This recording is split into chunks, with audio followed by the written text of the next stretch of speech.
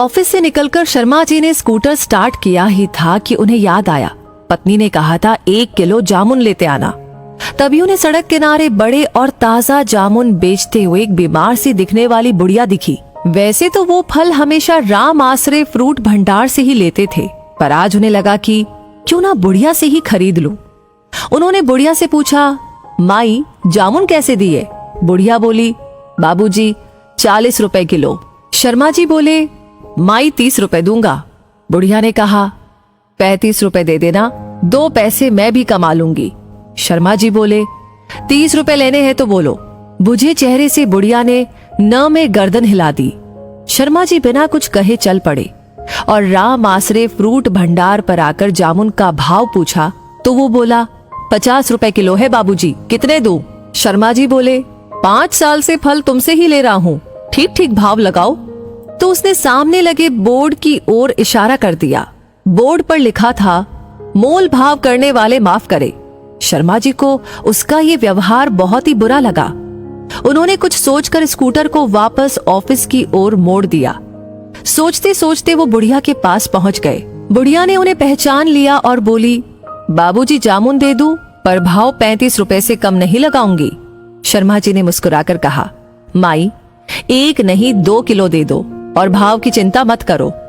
अब बुढ़िया का चेहरा खुशी से दमकने लगा। जामुन देते हुए बोली, बाबूजी मेरे पास थैली नहीं है। फिर बोली, एक टाइम था जब मेरा आदमी जिंदा था तो मेरी भी छोटी सी दुकान थी, सब्जी फल सब बिकता था उस पर। आदमी की बीमारी में दुकान चली गई, आदमी भी नहीं रहा, अब खाने के भी लाले पड़े हैं। किसी तरह पेट पाल रही हूँ, कोई औलाद भी नहीं है जिसकी ओर मदद के लिए देखूं। इतना कहते कहते बुढ़िया रुआसी हो गई और उसकी आंखों में आंसू आ गए। शर्मा जी ने 100 रुपए का नोट बुढ़िया को दिया तो वो बोली, बाबूजी मेरे पास छुट्टे नहीं हैं। शर्मा जी बोले, माई चिंता ना करो, रख लो, अब मैं तुमसे ही फल खरीदूंगा और कल मैं तुम्हें 1000 रुपए दूंगा, धीरे धीरे चुका देना और परसों से बेचने के लिए मंडी से दूसरे फल भी ले आना। बुढ़िया कुछ कह पाती उसके पहले ही शर्मा जी घर की ओर रवाना हो गए।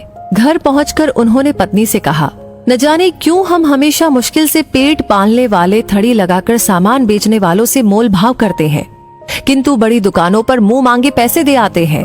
शायद हमारी मानसिकता ही बिगड़ गई है।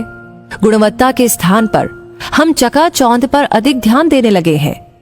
अगले दिन शर्मा जी ने बुढ़िया को 500 रुपए देते हुए कहा, माई लौटाने की चिंता मत करना, जो फल खरीदूंगा उनकी कीमत से ही चुक जाएंगे। जब शर्मा जी ने ऑफिस में ये किस्सा बताया तो सबने बुढ़िया से ही फल खरीदना प्रारंभ कर दिया। 3 महीने के बाद ऑफिस के लोगों ने स्टाफ क्लब की ओर से बुढ़िया को 1 हाथ ठेला भेंट कर दिया। बुढ़िया अब बहुत खुश है। उचित खान पान के कारण उसका स्वास्थ्य भी पहले से बहुत अच्छा है। हर दिन शर्मा जी और ऑफिस के दूसरे लोगों को दुआ देती नहीं थकती। शर्मा जी के मन में भी अपनी बदली सोच और एक असहाय निर्बल महिला की सहायता करने की संतुष्टि का भाव रहता है। जीवन में किसी बेसहारा की मदद करके देखो, अपनी पूरी जिंदगी में किए गए सभी कार्यों से ज्यादा संतोष मिलेगा। वैसे इस कहानी के बारे में आपकी क्या राय है, आप क्या सोचते हैं? कमेंट सेक्शन में लिख करके जरूर बताएं। लाइक कर दिया है तो इस वीडियो को ज्यादा से ज्यादा शेयर करें और हमेशा ऐसे वीडियोस आपको टाइम टाइम पर मिलते रहे, उसके लिए जरूरी है कि आपने हमारा पेज फॉलो कर रखा है। नहीं किया है तो तुरंत कर लीजिए। मैं मिलूंगी और ऐसी कहानियों के साथ बहुत जल्दी ही। अभी के लिए आपसे कहूंगी धन्यवाद।